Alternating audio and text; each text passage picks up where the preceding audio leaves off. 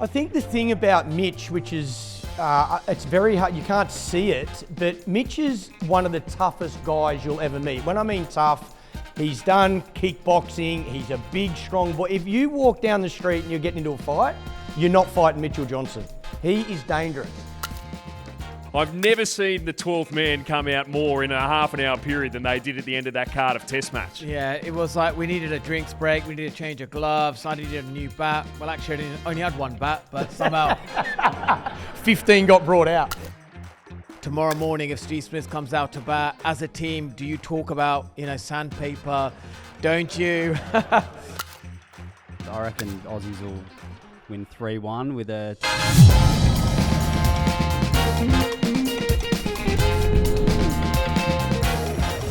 Let's get the show on the road. Please welcome 115 tests for Australia, 47 as captain. Local boy here, Michael Clark. Actually, I found a great useless stat for Pup today as well. Hello, Pup, everyone. Thank you Pup, for coming. Yeah, good to see you, Pup. Nice to be seen. You're ninth in test history for this stat.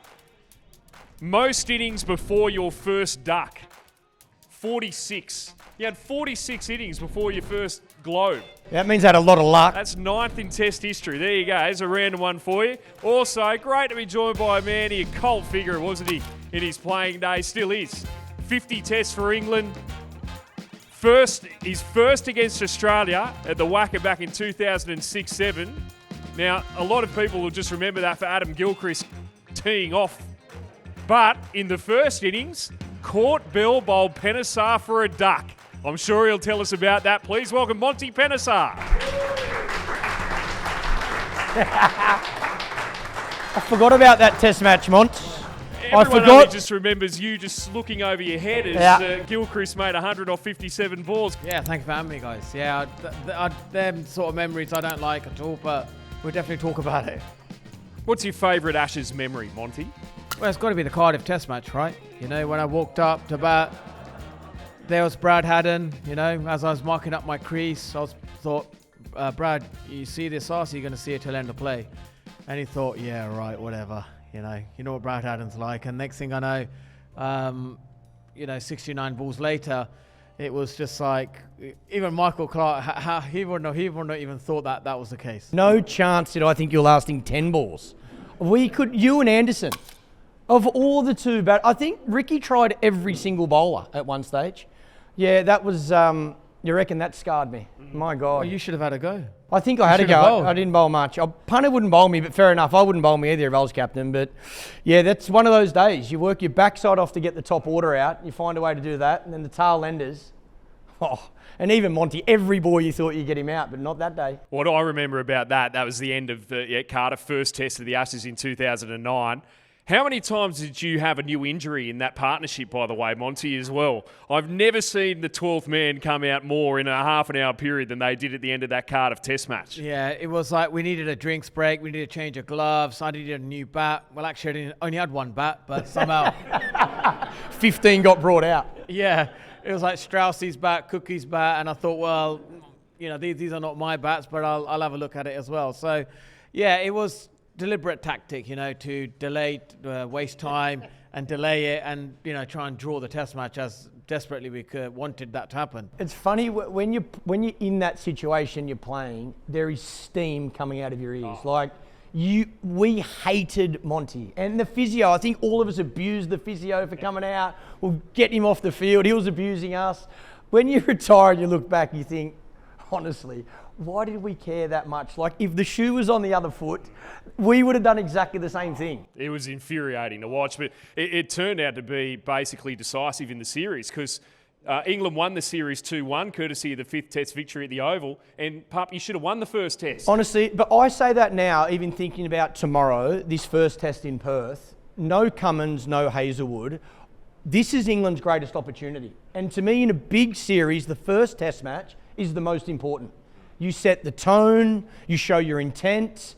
I think cricket is certainly a momentum sport when you get it, particularly as a batsman. If you're scoring runs, you can keep making them. If you're out of form, it's hard to pull it back. So us losing that first test match, it was costly. It was defining in the series. And I think, again, tomorrow, This is going to be an absolute beauty, and I think whoever wins this test match gets a lot of momentum, especially in these conditions, in Australian conditions. Okay, well, Monty, from the ecstasy to the agony, your last 2 test matches were in the 13-14 series, right in the midst of Mitchell Johnson looking, well, borderline scary. Did you face him? You would have faced him for a few balls. Tell us about, and I know you played. Well, Didn't you bat played for in that Adelaide 169 balls then, did you? You played in that Adelaide match where Mitchell Johnson looked like he was going to either hurt someone or take a wicket every running ball. Towards square leg. I'll be honest with you. I said, their stumps are exposed. Just bowl a full ball and knock my stumps out of the ground, so then I could just walk back. I'll be honest with you. I did not fancy that one bit. We got to a stage in that series where if I was in slip and a tail ender come out, you'd virtually say, right, I'll give you 2 overs to get out, otherwise I'm bringing Mitch back on. And the boys are like, mate, I'm out of him. I'll hit it straight up in the air. Have we ever had a cricketer? I don't reckon we've had a cricketer like Mitchell Johnson. The gap between his best, let's face it, and his worst, for a guy with the sample size he had playing for Australia. I mean, he could either be the most brutal bowler in the world, or we saw in England, he got taken apart a couple of times. I think the thing about Mitch, which is, it's very hard, you can't see it, but Mitch is one of the toughest guys you'll ever meet. When I mean tough, he's done kickboxing, he's a big, strong boy. If you walk down the street and you're getting into a fight, you're not fighting Mitchell Johnson. He is dangerous. But he got affected mentally by the Barmy Army in England. It wasn't just that. He wasn't bowling as well as he could. He couldn't get his rhythm. He couldn't get momentum. Then the Barmy Army hit him, and he just lost all control. So it's a great example of, I think, a lot of times in life, you can't see the mental side. You know, the physical toughness or weakness you can see, but mentally, a lot of the times you can't see that. And I think Mitch, with time, with process, with maturity, become a lot stronger mentally. But it took him a bit of time, and that's hard to learn, that mental strength and discipline when you're playing sport at the highest level, because there's nowhere to hide. I think, well, it was obvious in that series he demoralised England. I'd be interested on your take, Monty, because the thing is, you look at this England attack this series, not that as Archer and Mitchell Johnson, maybe, but maybe they're going to try and do the same thing to Australia in this series with their bowling attack. Give us an idea of, I guess, psychologically how he affected the England dressing room in that 13-14 series. Yeah, like, honestly, we did not prepare for Mitchell Johnson. You know, that Barmy Army song, you know, we thought that's what's going to happen. He's not going to get his radar right. He's just going to bowl, you know, boundary balls. And, you know, he wasn't the guy that, you know, we even talked about much. It was more about Ryan Harris, you know, and the other sort of bowlers in the team. But when that first spell in Brisbane, when he blew us away in the first innings, we just got back in the dressing room, and the batters, everyone were like, he is bowling absolute rockets here. We have got no idea what is going on. And I remember even Kevin Peterson coming in, he goes, mate, that is the quickest bowling I've faced. I don't know what is going to go on here. Just what you want to hear from your number 4 batsman in the change room.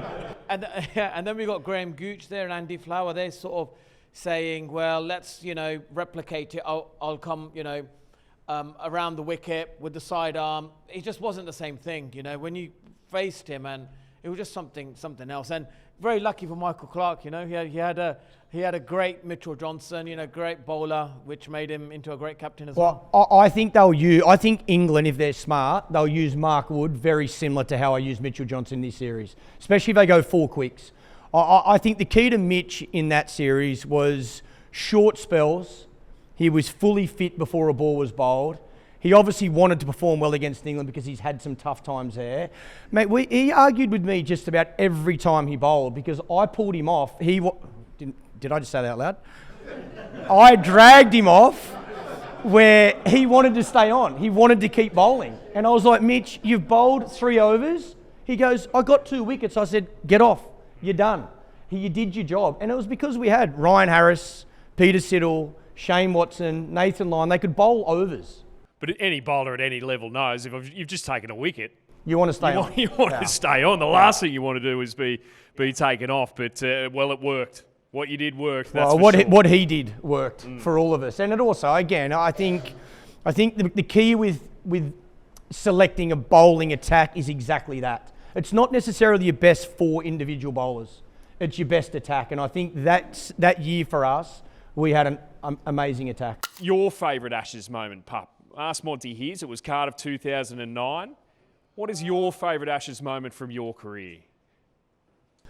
I think I've been blessed to beat England 5-0 twice. So obviously that sticks in my mind. But I think, you know, the sad goodbye of McGrath, Warne, Langer in that 2006-7 series in Sydney, I think that series was just phenomenal. I think particularly because we got beaten over in England. And England you'd been outplayed dropped us. too, hadn't you, before I'd that got summer? dropped. I'd played in England and then we went, and we might have come back home and played, I got dropped against Pakistan, I think, in Australia. So my first game back for Australia was the first test, the Ashes test in Brisbane. So yeah, to fight my way back into the team and be a part of that series, those two, and 13-14 was a dream come true. To captain that team and to play the way we played. I think anytime you can set a plan for how you want to play and then have the courage and the skill to execute as a captain, that's a great feeling. Well, it's going to be great to get some perspective from a current player. And, well, he's made the move from WA in the last, 18 months or so. He's been a regular for the Sydney Sixers for about the last 8 years. Keeper batter for New South Wales, and he's also represented Australia so far. And he's going to add to this in 4 one-day internationals and 15 2020 internationals. Please welcome Josh Philippe.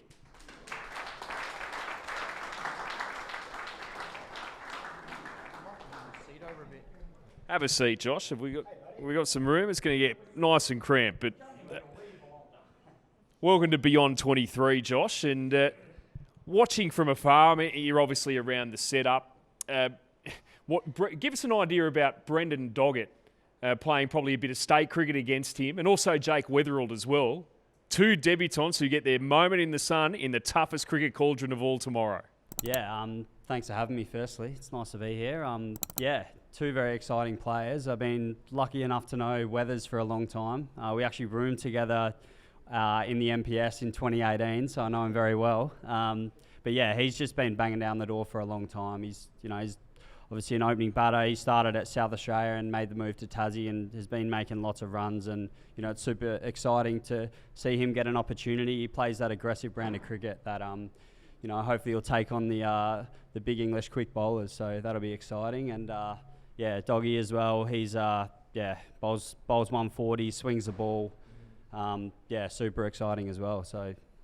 Tell me a little bit about, I think a lot of us, because you don't get the chance to watch first class cricket in Australia now, people don't turn up, you just see results, you see a scorecard.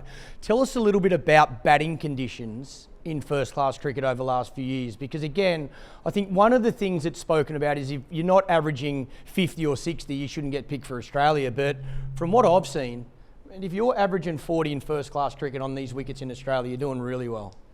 Yeah, I think certainly over the last few years, everyone's trying to create result wickets, really. You know, they don't want too many draws anymore. So, yeah, we're certainly seeing that. There's often a lot more grass left on day one, and, yeah, it's quite challenging. So, you know, I think the guys now averaging, you know, in the 40s are, you know, doing a super job. I want to go back a bit as well, because we need to settle something from the Lord's Test 2 years ago, which I guess helped set up this series as well. And I think we know what we're talking about. And you being a wicket keeper, got to get your take on it, Josh. It divided the cricketing world, obviously, was the Johnny Bairstow dismissal, of course. And you know, England obviously reacted the way they did. Monty, can't wait to get your take, obviously, on it as well. This is something we could obviously spend 6 hours on, which we're not going to. But as a keeper, every keeper at every level of cricket since how old you were, how often have you just caught the ball and rolled it just to keep the batsman honest, to make sure they're paying attention to detail? Yeah, probably a leading question for you. Yeah, But how did you see you it? just answered his question. You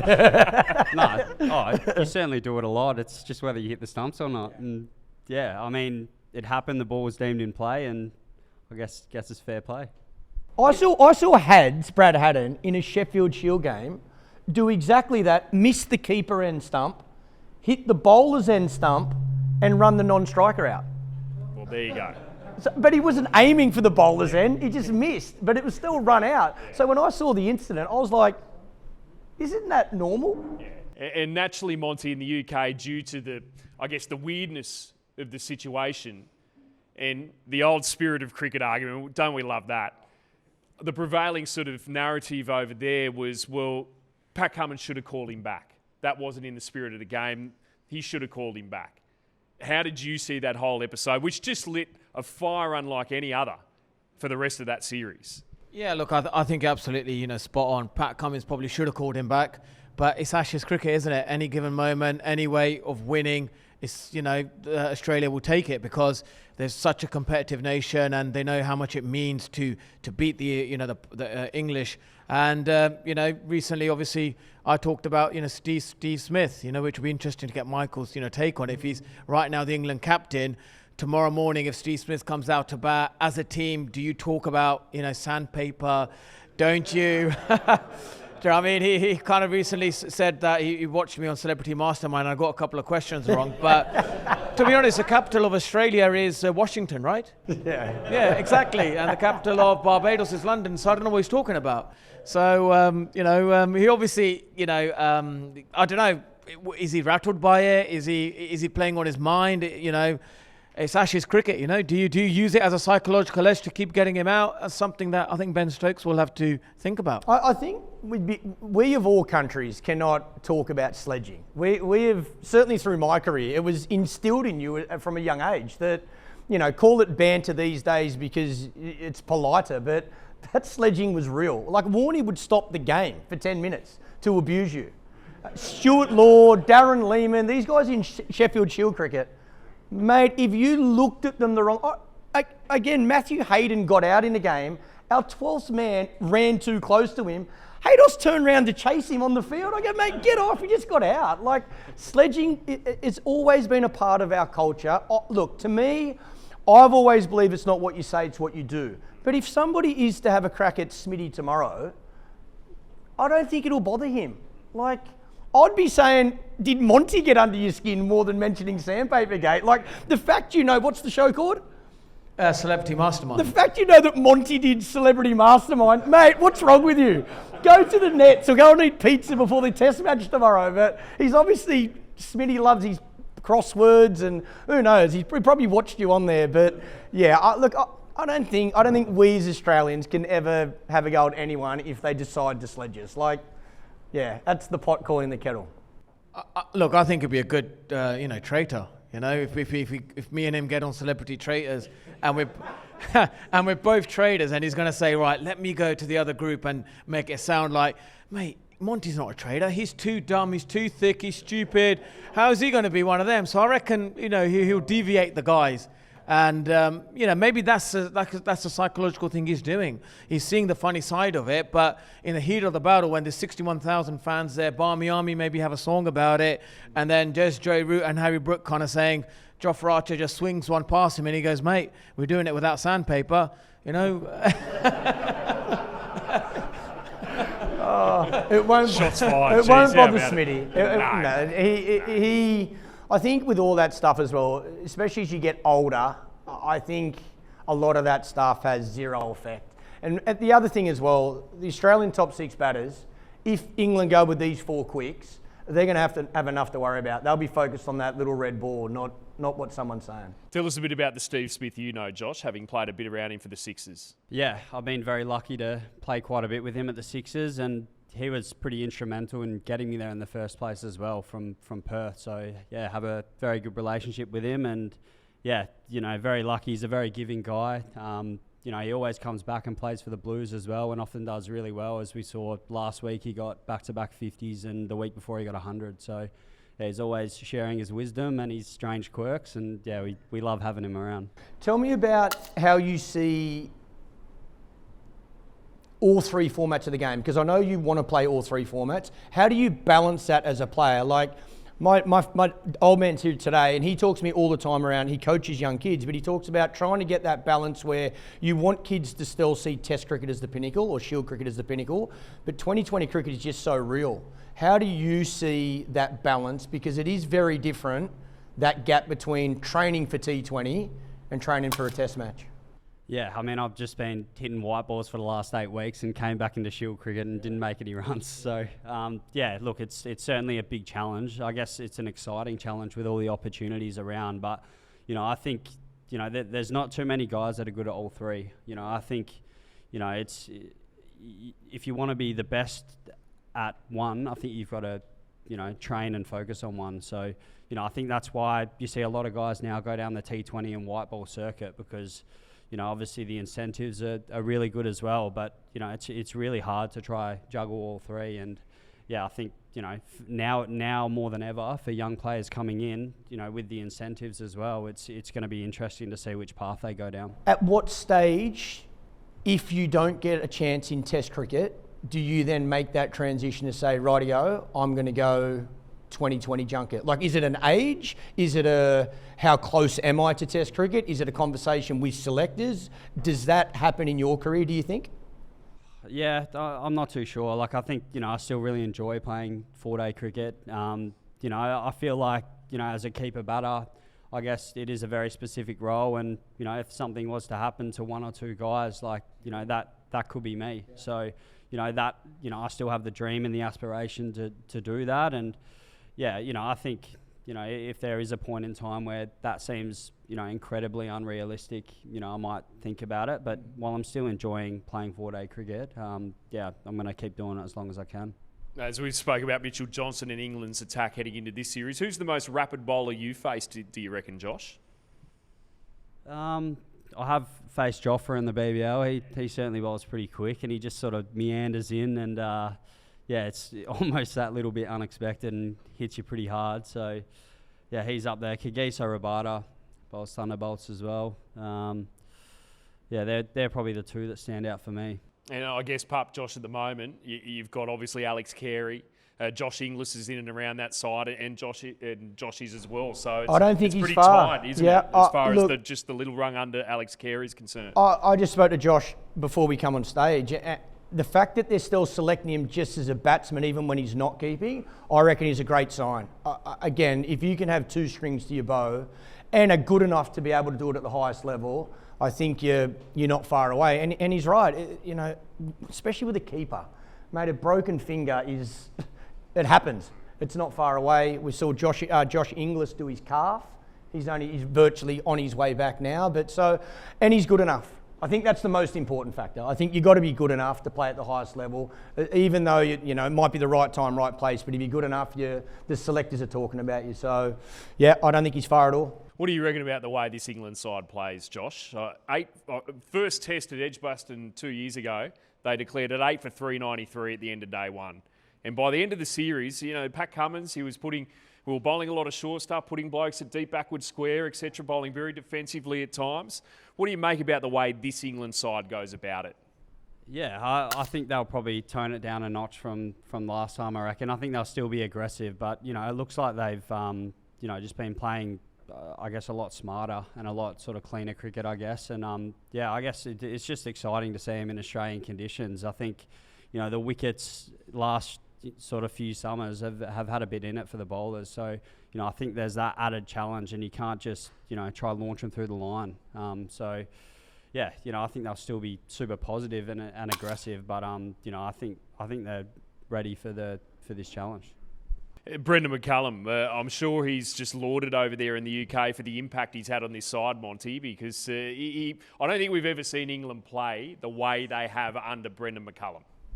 Yeah, he's transformed, English cricket completely, and no one even thought that this kind of method would able to succeed at Test level. But they play fearless cricket. I wouldn't be surprised tomorrow morning if that first ball is by Mitchell Starc and he bowls it on Zach Crawley's path and he just whacks it for 4, or gets bowled, less of the bowled because I want England to win at Perth, right? And or Ben Duckett, with the new ball and reverse scoops it over the slips for a 6 or something like that. They're going to do that. This is what this England team's about. They're going to bring some entertainment. They're going to be aggressive. They're going to play with that intensity, and they're not going to be, scared of the Australian bowlers. It'll be up to Australia how they, correspond to that, because we remember at Edgbaston immediately they went, very defensive fields, blocked the boundary options, and England then kind of like got Australia in the game by declaring, on the first day when probably.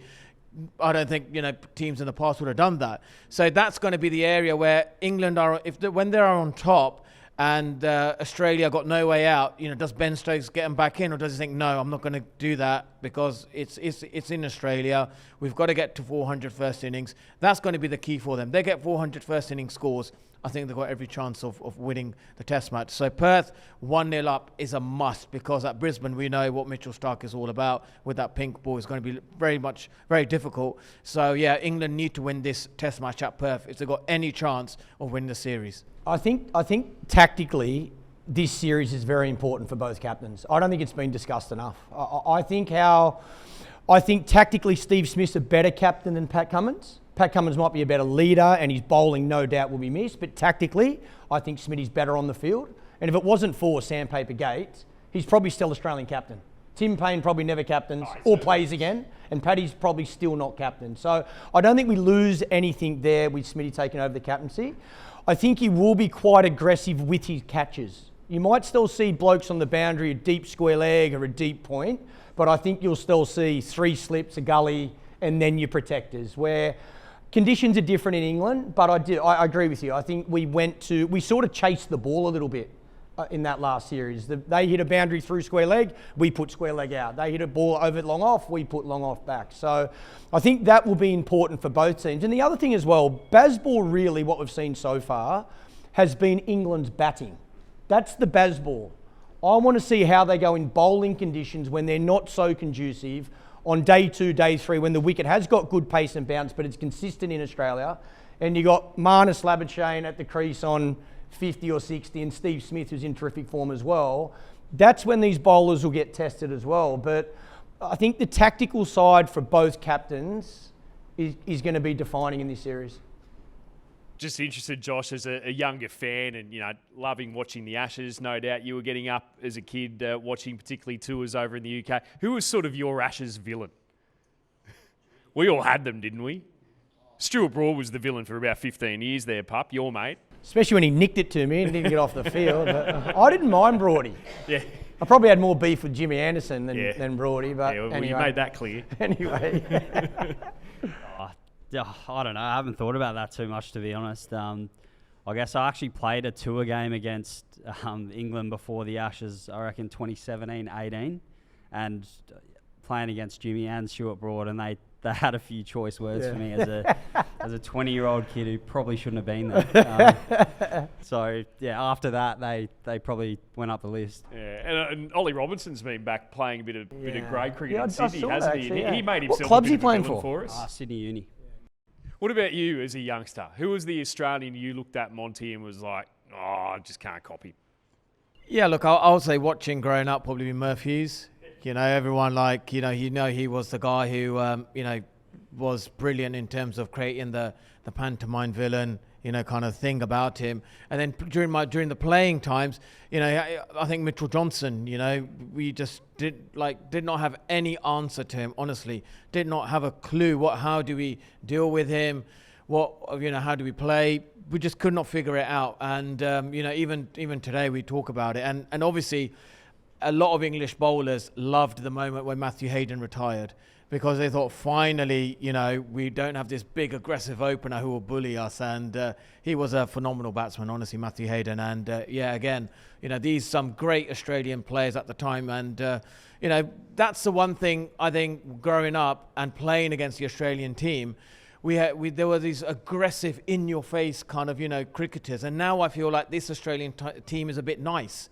They're not a bit aggressive. You don't feel that same 2006 team that I played against. They were very much in your face, aggressive team, but they seem a bit nice, and that could be one area which England could exploit as well. The players are nice, but what about the crowds? Tell us about dealing with the crowds. In fact, both of you, because over there you you were targeted, I think it's fair to say. But Monty, how do you just you block all that out, which I'm sure you have to, but I'm sure when you're standing down there at fine leg or whatever, you're hearing a few things, aren't you? And that's the nature of playing You're hearing every sport. word, every single word you hear. You're singing along with them at some stage. You get to learn the words. Yeah, exactly. Look, I remember at Perth, they said to me, look, you can get in a great team. You can't field, you can't bat. How the hell are you playing for England? And, they let me know about that. And then they also, they said to me, where'd you park your elephant, mate? And I said, well, well, where'd I park my elephant? Well, I took 5 for in the first innings, guys. You know, and so I did answer back at them as well. But they loved that banter, because I remember captains used to say to me, Monty, just go find leg and get the Aussie crowd on your side. Start having a laugh with them. You know, joke around, do your stretches. I was trying to do the Merv Hughes stretch. I wanted everyone to follow me, do that. I couldn't quite get that going. But you know, I enjoyed the banter. I enjoyed the Aussie crowd. How do you reckon the series is going to play out, Josh? Yeah, I'm obviously backing the Aussies in. I reckon Aussies will win 3-1 with maybe a bit of rain in Sydney, dare I say. It's consistent. 3-1 with a bit of rain. All right. Who, when you look at that England side, who do you see as a real threat to Australia? I think Joe Root, you know, no doubt he'll want to get the monkey off his back with that 100. Does he think about that, you reckon? Like, particularly because it's been written about so consistently, does that stay, or does that get into your mind as a player? I think it definitely would. I mean, you know, he's just about one of the best batters ever, and it's probably the only thing he hasn't ticked off. So, no doubt he'll want that. And you know, I think if he gets it done early in the series, he'll be really dangerous for sure. It is now time, folks, for the Kraken clutch moment. Now, each episode, this is where we'd highlight a memorable Kraken clutch moment, pup, from the cricket world, a moment where the tide turned unexpectedly and the match or series was essentially caught by the underdog team or a single game-changing player. And let's go back to the last Ashes series in England. Now, I reckon you can know, this moment, what was it, second test. England are chasing 371 to win in the second innings. This is fourth innings of the impossible test. to win. If you look at that game now, it was impossible for them to win. Well, they're 4 for 45. They're 6 for 150. We've got the controversial Bairstow stumping at the hands of Alex Carey. Spirit of cricket. Blow up in the long room. Absolute blow up from some of the members who were supposedly, you know, very sensible humans. Well, that went out the window, didn't it? So the crowd turns hostile. The moment was enormous. Ben Stokes. How about Ben Stokes? What did he do? 155 off 214, pup. 9 sixes. Freak. And he just went to town. Yeah. It was one of the... I think it's one of the moments in sport, and I remember one in my career that was probably the complete opposite when we got bowled out for 47. I was sitting in the change room going, it was like open door, closed door, open door. Is this really happening? Watching that game where you saw Ben Stokes, you just thought he was going to hit one up in the air. He had to mistime a ball. That's as good an innings in Test cricket as you'll ever see. It almost changed the course of the series, really. Even though we won that Test, and Monty I'm sure you felt it over there. Did you feel a shift in that series at that point, even though you lost the Test match? Yeah, absolutely. You know, it's that kind of like authority playing, innings with, dominating the Australian bowlers where they have, no answer. That's the place. Very difficult to get the Australian team. They always come back at you hard. But when they just, they don't know what's going on or how do we stop Ben Stokes? That's the moment where you think, actually, we can take on the Australians. We can put the sort of foot on the throat with them as well. And it's a... English teams haven't done that over the last 10, 15 years. It's been very difficult, because of the greats that they've produced. But now it's that moment where you're thinking, there is that bit of a shift since, 2010 or 11, where, we felt that in England we've done well. But in Australia, we actually haven't won a test match, let's be honest. So we've got to be realistic here. It's good to play entertaining cricket. It's good to, Ben Stokes, obviously in England, is able to do that, but can he produce it in Australia? That's going to be the big question. Can he play innings like that with big crowds, big grounds as well, and that hook shot which Ricky Ponting talked about? Most of the English players, they play it on the up, and here's the number 11 batsman. He knows a lot about hook shot, right? So they play it on the up. They need to play it down like this way. Well, it goes for 6 in England because the boundary's half the size as well, compared to certainly where they're going to play, Optus Stadium, MCG, SCG, they're big grounds. So I think playing, that's why home conditions are so important. It's different cricket. Playing in England, if this series was in England now, I think I'd be saying I'm back in England to win 3-2. There you go. But because it's in Australia, assuming there's no rain, I think Australia win 3-2. I think the teams are that close. Stokes, though, he's just that sort of player that has the capacity to create chaos and panic, doesn't he? And we've seen him do it to us twice.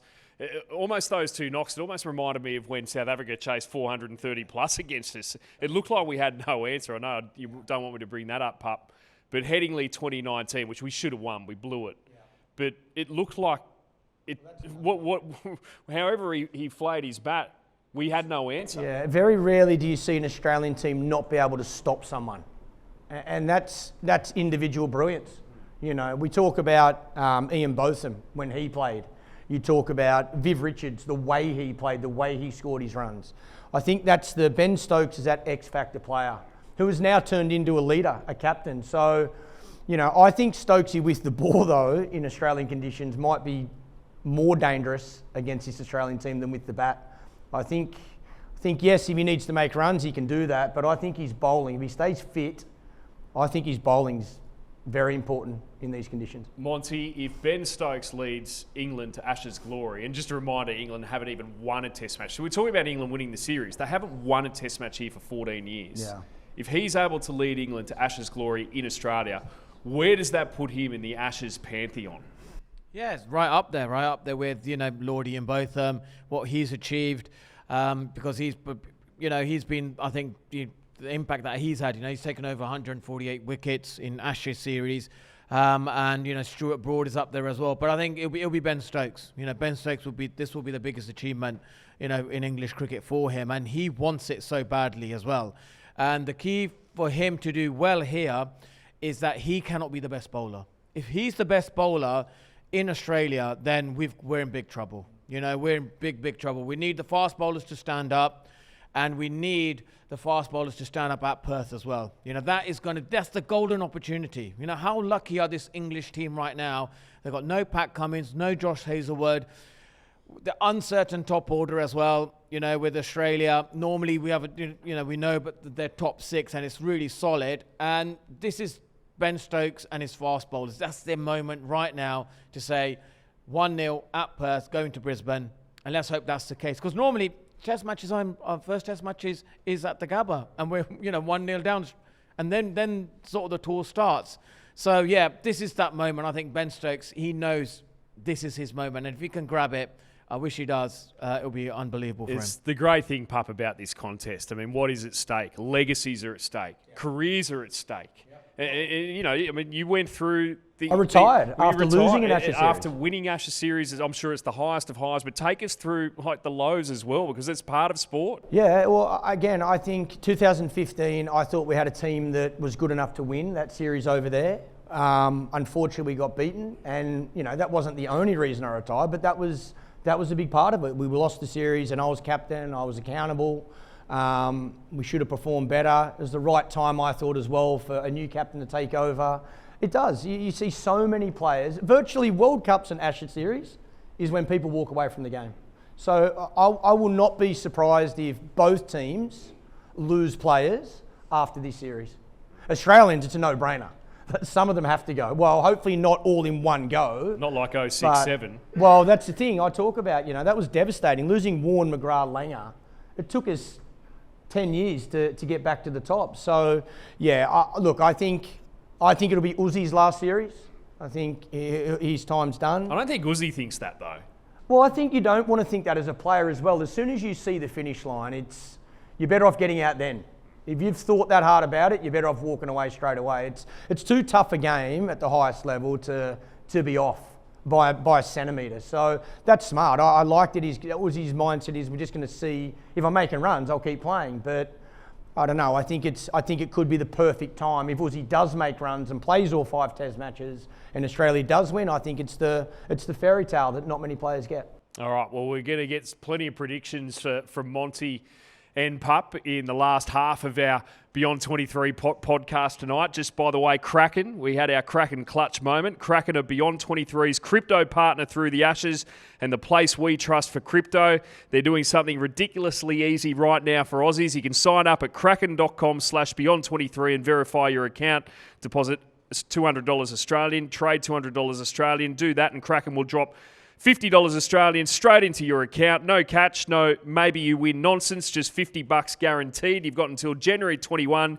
Use the link kraken.com/beyond23. Create and verify your account using the promo code AUD50, AUD50, that is. Deposit at least 200 Australian, bank transfer, pay ID, PayPal, whatever works. Trade at least Australian 200 worth of crypto. Bang, you qualify for the $50 easy. Disclaimer, offer only valid for new Kraken users in Australia. Begins 19 November at midnight Australian Eastern Standard Time 2025. Ends the 21st of January 2026 at a minute before midnight Australian Eastern Standard Time. Eligible deposit methods: instant bank transfer, digital wallet, PayPal, manual bank transfer.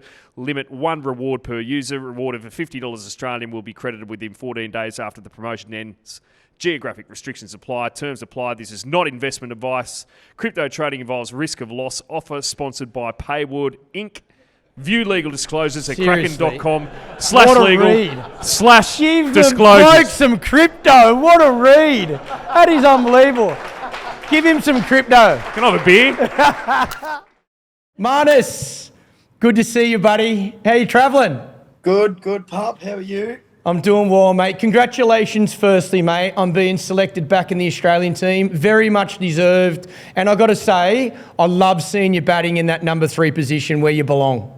Nah, thank you, mate. I really appreciate your kind words. It's going to be an exciting day tomorrow with it all kicking off. Tell me, again, you probably can't say too much. How's the wicket look, and what's the weather been like in the last couple of days? I mean, I haven't seen the wicket today. I didn't go out there. I saw it yesterday.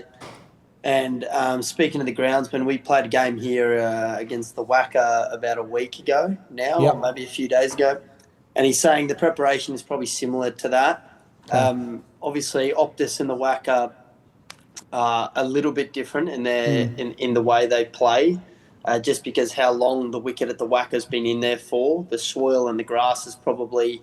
Is that the drop-in pitch they use? Do they use it from the Wacker, take it over to Optus? No, they don't. No, it's different. They don't. Okay. No, they're drop-ins, and obviously the Wacker is not drop-ins. Okay. But it's the same sort of clay content and everything like that. Gotcha. But the wicket itself looks good. I mean, we've played the last few tests here have sort of, been a little bit different, the wickets, but the weather has definitely not been as hot as previous years leading up to the first test. Yeah, okay. Tell me about tonight, mate, where, I'm sure, what time is it there? 5:20 in the afternoon in Perth. What preparations left now for you before game day tomorrow? Nah, my prep's all done. So it'll be finish here, maybe go out for dinner, go have a steak somewhere with a few of the boys, see what they're up to. Try not to really spend too much time in my room because, once again, you just want to be able to relax and just enjoy the build-up rather than you sort of sit in your room and then you start thinking a little bit too much. So, just get out there with the boys, go have dinner and, come back and maybe watch a show or something and then fall asleep, really. That's probably all that's left. Well, on behalf of everyone here, mate, really appreciate your time. Wish you all the best for tomorrow. Keep batting the way you're batting. You've been on absolute fire. Go the Aussies and go and enjoy your steak. Thank you, Pup. Really Thanks, buddy. mate. Thank you, mate. Appreciate it. Awesome. Great stuff. What a beauty. I can tell you now, no matter how close I am to anyone, if somebody says, Michael, I'm ringing you night before a test match, I'm saying, mate, no, you are not. Yeah, you would never have done that interview. My mum and dad called me night before the game. I'm not answering the phone. So, yeah, that's what I'm saying. I'm not answering for any. Maybe my daughter might be the only one, but I really appreciate that. And that's like I say, he's 5:20 in the afternoon. His brain is switched on to what tomorrow means to him. And he's fought his backside off to get back in this Australian team. So I hope he has a stellar series. All right, I want you to give both of you to give us a top run scorer for the series. Start with you, Pup. Who's going to lead the tally? For the series, across the 5 Steve Smith. Yep. Because I'm going Australia to win the series. I think Smitty's in good form. I think the captaincy helps his batting. So I'm going to go Steve Smith leading run scorer in the series. What about you, Monty? Well, Who I have you think got the on top? last 4 overseas, tours, Harry Brook has, in 3 of them, been the leading, run scorer for England. So I'm going to go with Harry Brook because I think he's going to play fearless cricket. He's going to, any situation, he's going to take the Australian bowlers on. He's not fear of any situation, and he'll probably surprise a few of them as well. And the only issue I think is going to be that when he hooks that ball, if he hooks it up in the air, them long boundaries, that could be his only downfall, and it depends how he adjusts to that. But apart from that, I think Harry Brook, he's gonna have an incredible series. I'm worried about him, pup. He's a class. He's got X factor. He's good. He's full of talent. He's got all the shots. He's got a bit of ill discipline about him, but that's part of his game as well, isn't it? The key with number 5, and this is where I think Travis Head's similar. You got to get him in early. So for us to have success against Brook, there's a difference between coming in at 3 for 30 and 3 for 150 in Australian conditions. So, I say that about England bowling to Steve Smith. You have to get him to the crease while the ball's seaming. If he walks out and there's no movement, lock Smitty in. You'll know in 10 balls what sort of day you're going to have. So, look, Brook's aggressive. I like his intent. I think England need to find a way to knock Australia off their length, to make Australia bowl a foot shorter. I think what England will do is run down the wicket to Australia. If they do that, I think there's a lot of risk for England. If they bat a metre outside their crease and stay still, different story. So Harry Brook particularly, I can't wait to see what theory he has against particularly Scotty Boland, who hits the stumps for fun in Australia. Yeah, but as we know, Scotty Boland, their approach to him in England, and different conditions, I know, and I knew you were going to say that. Different. But I still think England are going to have that mentality against him. Put him on the back foot. Yeah. And then all of a sudden, there we've got a debutant and dog it, and then we're relying on Stark big time. That battle But how you do it is important. I'm not saying don't put him under pressure, don't show that intent to Boland.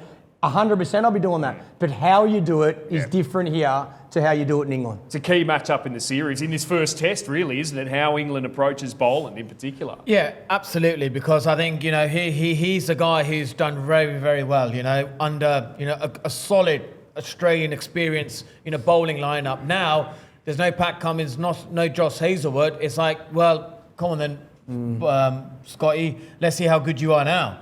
We all know he's a brilliant bowler. His numbers are unbelievable. But that's the pressure I think England will look to do. They'll put the pressure back on him, and if they can come after him, then Steve Smith will start thinking, well, who's my bowler that I go to just to control one end? Because Scott Boland's going out of the park. Do I bring Nathan Lyon on a little bit earlier than I need to with that new hard ball? And that's what you want. That's what you want. You want Nathan Lyon to come onto bowl before the 20th over, because that period between 10 to 25 is where the ball starts swinging, and then from 25 to 80 onwards, it's obviously, gets easier to bat. So you want Nathan Lyon on early because they've gone after the Australian bowlers. Leading wicket taker for the series is a tough one because how many tests are all these fast bowlers going to play? Conditions are obviously crucial, and consider, pup, as well. We've got Perth into a day-nighter at Brisbane, into Adelaide, into Melbourne for Boxing Day, into Sydney for the New Year's Test. So who's your leading wicket taker for the series? Josh Hazlewood. Okay, despite missing the first test. Yep, I reckon he's bowling as good as I've ever seen. He looks as fit as I've ever seen. Obviously, he's got this hamstring niggle. But the first scan come back clear, second scan come back with something. So I think he's playing the second test. And then I think he's the pick of our bowlers at the moment. He's bowling unbelievably well. When's Pat Cummins coming back? Test 3, I reckon. Yep. I think he'll push for the second, and I think the result of the first, if we lose the first, I think he fights to play second test. I think if I'm Australia, if I can hold him back for one more, I'm doing that. But I think definitely test 3. I saw some footage the other day might have been Fox. He was bowling in the nets and bowling properly. Full pelt. I know there's a difference between that and bowling 20 overs in a game, but Paddy doesn't need any game time. He just needs to get the workload up in the net. So, worst case, test 3. Leading wicket taker for the series for you, Monty? Well, I think for me it's going to be, Gus Atkinson.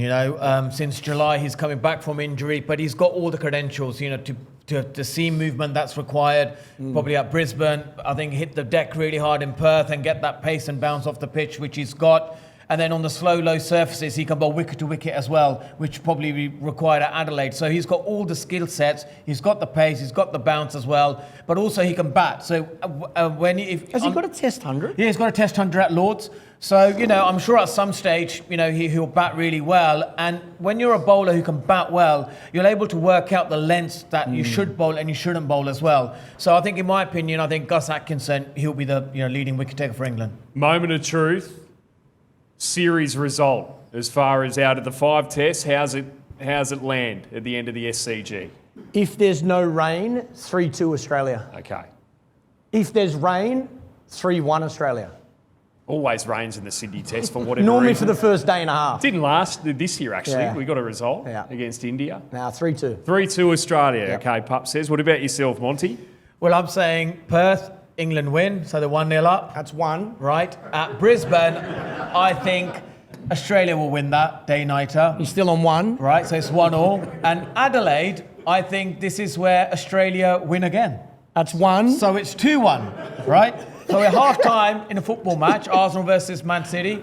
And then the second half is Melbourne, where we've got a bit of overcast conditions. And we know Melbourne, England do well at the MCG. So I think England will win that one. 2. That's 2-2. And then Sydney will be battle of the spinners. Nathan Lyon versus Shoaib Bashir. Then we win 3. And then it's, well, they often say there's no substitute for experience. So, but who knows? Shoaib Bashir could just rise to the occasion. What a and story. it could be 3-2 England win. And Ben Stokes walks away, and it's the greatest victory ever since the 1966 World Cup when England won.